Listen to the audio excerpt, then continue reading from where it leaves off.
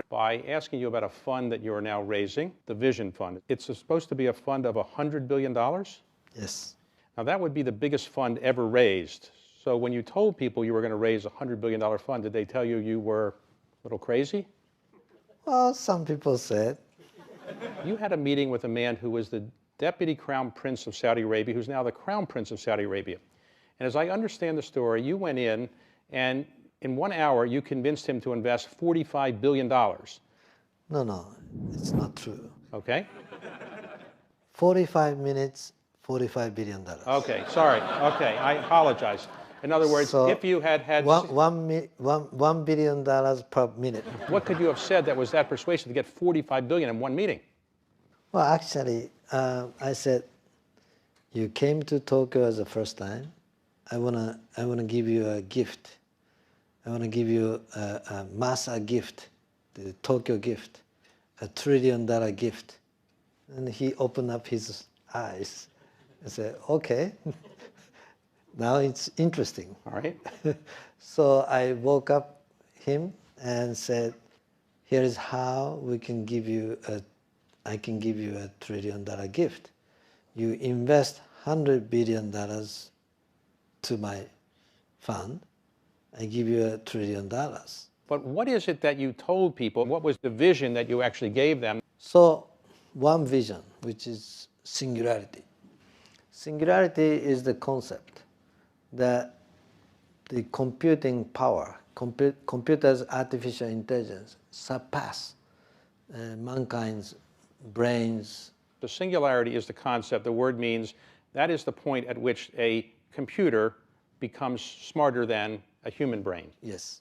Today already, computer is smarter than mankind for chess or Go or weather forecast. To some expert systems, computer is already smarter. But in 30 years, most of the subject that we are thinking, they will be smarter than us. You did not grow up in Tokyo. You grew up in a relatively small town, is that right? Yes. In Japan? Yeah, in the southern part. In the southern part of Japan. So at one point it is said that you were very interested in meeting the head of McDonald's in McDonald's, Japan. Why were you interested in meeting the head of McDonald's? Did you like McDonald's food, or you just, what was it? No, he wrote a book, and that book became the bestseller. I was so impressed and said, oh my God, this is great. And the guy who wrote about it must be great. So how old were you when you wanted to meet him? 16. 16. So you managed to get a meeting with him. I called his assistant, and long distance call. Back then it was so expensive. I made almost 100 calls, 60 calls.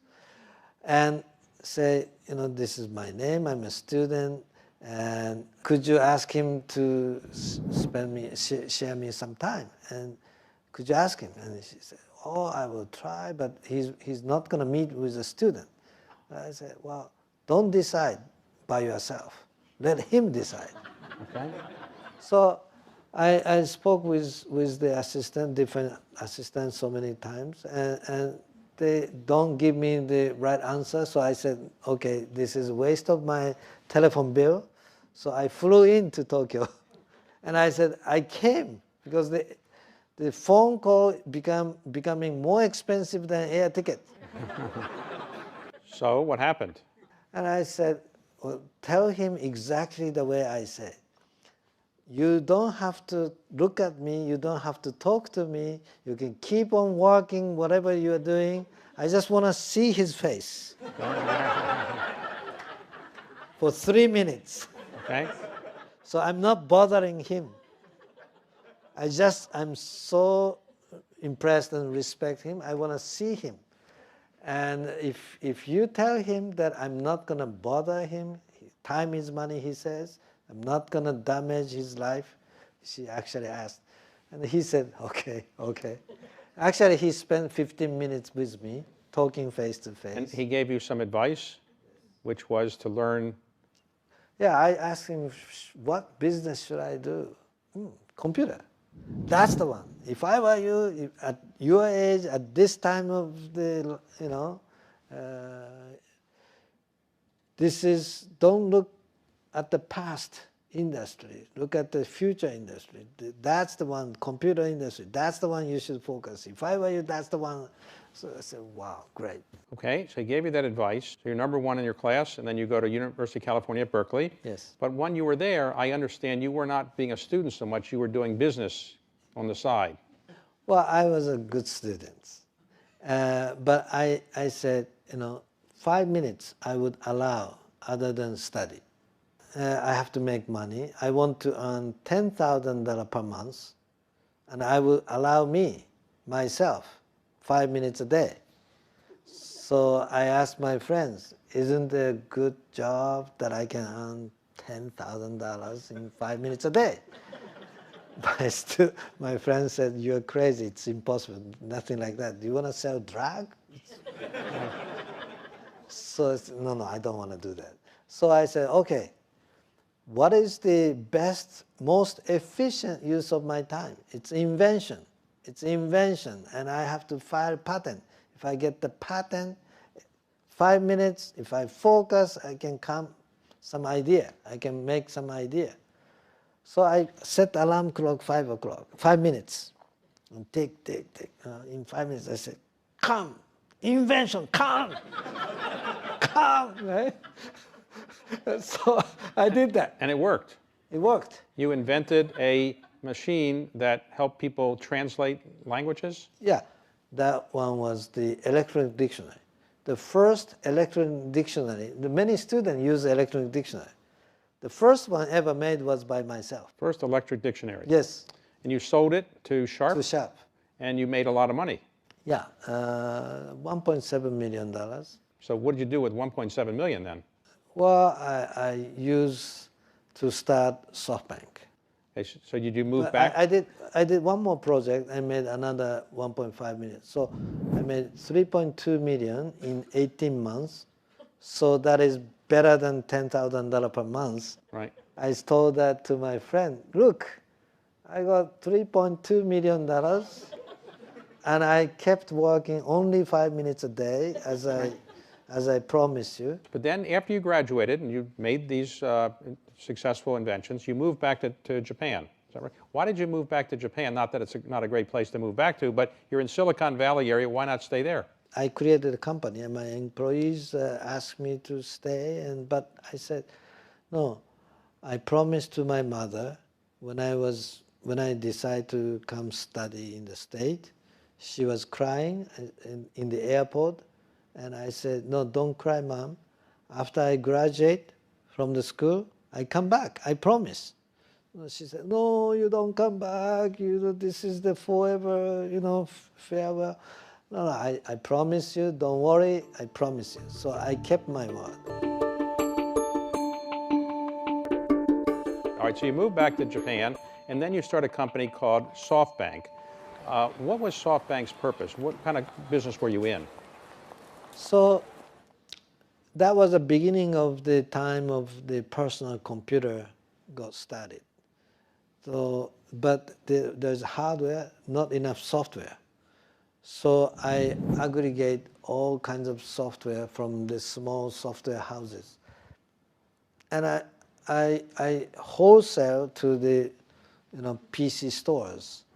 So it's like a bank, the software's bank. It's not the money bank, the software wholesaling, storing in my warehouse. So it's like a concept. So it was very successful. SoftBank stock is going up. And then you decide at some point to start investing. One of the investments you made is considered by many people to be the most successful investment in the history of mankind. You invested roughly $20 million in Alibaba. And at the time it went public, it was worth roughly $90 billion. So 20 million to 90 billion is a return of about 4,500%. Now, Jack Ma is a very distinguished individual now one of the most successful entrepreneurs in the world. What is it that made you feel this was worth putting in $20 million? Well, he had no business plan and zero revenue. Employees, maybe 35, 40 employees. But his eyes was very strong eyes, strong, shining eyes. I could tell from the way he talk, the way he look at. He has a charisma, he has a leadership. So his business model was wrong. It's the way he talk, the way he can bring young Chinese people following him. Before Yahoo was so famous, you made an early investment in it, which was spectacularly successful. How did you hear of Yahoo? Yeah, Yahoo US was still private, 15 employees, and I convinced Jerry Yang to take $100 million of our investment. So at the time we negotiated, we agreed they grew from 15 to 35 people, 35 people. And we invest $100 million to own 35%, and actually went IPO and made a great return. And at the same time, I convinced him to start joint venture, board of Yahoo Japan, where we put $1.2 million, they put $0.8 million, $2 million startup capital. We own 60%. Now, let's talk about one big mistake you made overall. Obviously, you're very successful in almost everything you've touched, but you were making a lot of internet investments around the turn of the century, around year 2000, 1999, 2001. The market went down in the tech crash, and it is said that you personally lost $70 billion of net worth, the greatest loss that any human being has ever suffered financially. So how did you feel losing $70 billion of net worth? 1 year before that, actually, my net worth, personal net worth, was increasing $10 billion per week. For 3 days, I became richer than Bill Gates. Wow. Did that upset him, or? No, before I told to anybody else, our stock started crashing. Okay. So in 6 months after that, our share price went down 99%. So we almost went bankrupt. And somehow I survived. You rebuilt your business. And among the things you did was you bought some very well-known companies. So you bought Vodafone's mobile telephone business in Japan. At that time, I said, now is the time to go next stage, which is the internet will become mobile internet. So I had to either get the license from the government for the spectrum or acquire Vodafone Japan. And first I applied for the license to the government, and the government said, no, there is no more spectrum. So I actually sued the government.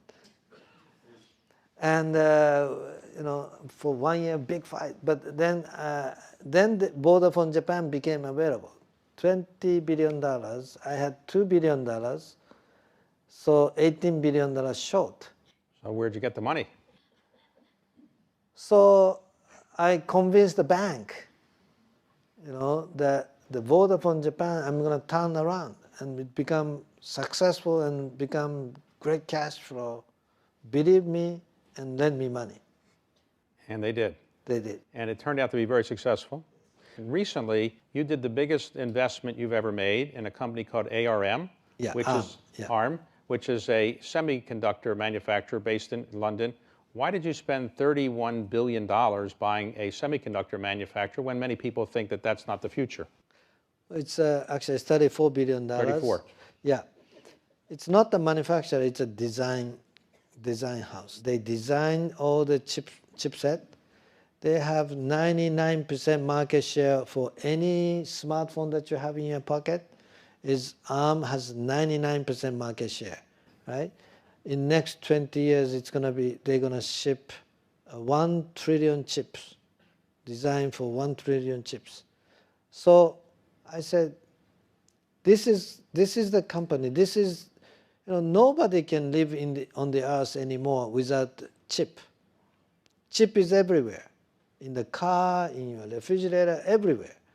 So if chip is something that everybody needs, and if there is one company has 90% market share, there must be a value. They're not monetizing well enough, but if I own it, we can monetize much better. So that's my belief. So I think the company is going to be more valuable than Google. So let me ask It's you. not available. It's a private company now.